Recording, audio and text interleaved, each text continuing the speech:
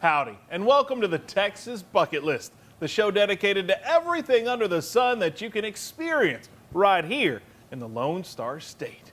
You know, after over 100 episodes of the Texas Bucket List, there have been a few things we've checked off the list that have moved on to bigger and better things. That's exactly the case in Kilgore, where the Museum of Broadcasting and Communications has got a fancy new digs that they wanted to show off.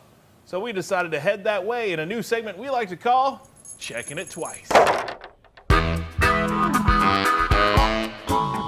Back in 2015, we met Chuck Conrad, and Chuck is big into broadcasting. You listen to QXFM 101.9, 105.7, 103.9, and we're sitting here in East Texas having a great time.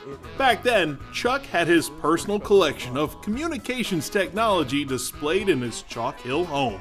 You don't really notice things gathering in your closet until you go to move. That's always one of those critical moments. I think it is for everybody. And you go, I didn't know I had that many socks. Well, I didn't know I had that many TV cameras. So.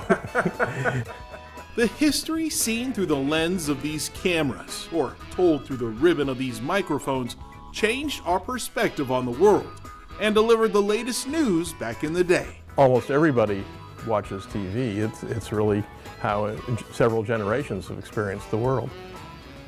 It's really true. It's a repository of Texas history. Now, these metal and glass purveyors of the past can be found at a new stop on the Texas Bucket List, situated on the streets of downtown Kilgore. Well, as you can see, we've got a whole new space here in Kilgore. The museum actually owns this building, which is really great, so it'll be here for a long time, unlike some other museums that kind of come and go. Sure. The Texas Museum of Broadcasting and Communications is now located in an old car dealership that's definitely got a 1950s Art Deco feel to it. The vintage part kind of fits with what we're doing. The TVs and the TV cameras and stuff all came from the same era when this was showing a Corvette or something in the showroom. And just about everything, at least the biggest pieces from Chuck's collection, are now here. The funny thing is, though, if you went to my house, you probably wouldn't think anything's missing, and that's the scary part.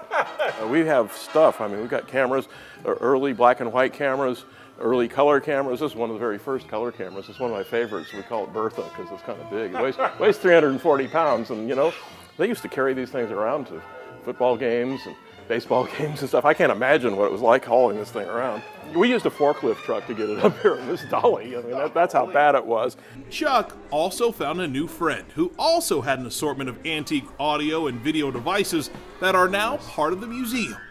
Warren Willard added his collection of old radios and TVs. We realized that we both shared the same sickness of collecting weight-enhanced devices.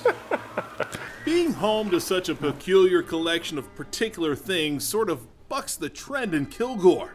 But if you tune in for a time being, it's easy to get lost in the TV history here. Most people think of Kilgore as the oil museum, maybe, and the Kilgore Rangerettes or something.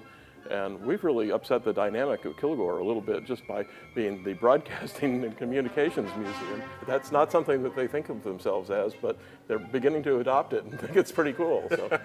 No, but I love it because, and it's not just the broadcaster, man, it's history, it's TV history. Well, it is, and most of us experienced our history through radio and TV.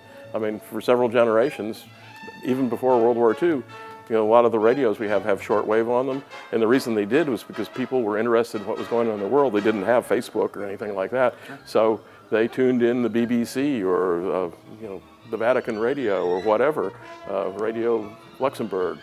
You could get all those things on your shortwave radio back then, and you could get news reports.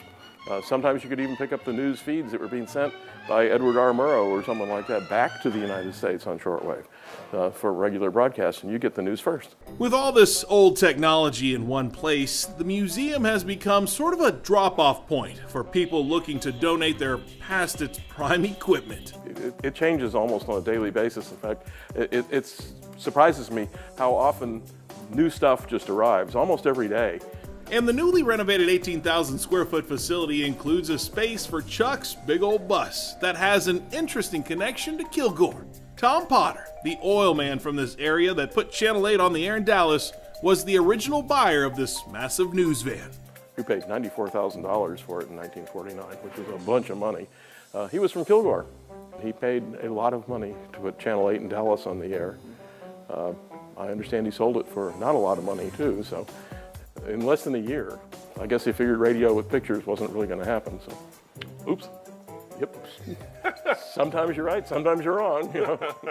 While it may not be breaking news, it's definitely the most up-to-date. And that's why the Texas Museum of Broadcasting and Communications is worth checking off twice on the Texas bucket list. Most people spend an hour and a half to 2 hours, sometimes more. If they're broadcasters, sometimes it's all day.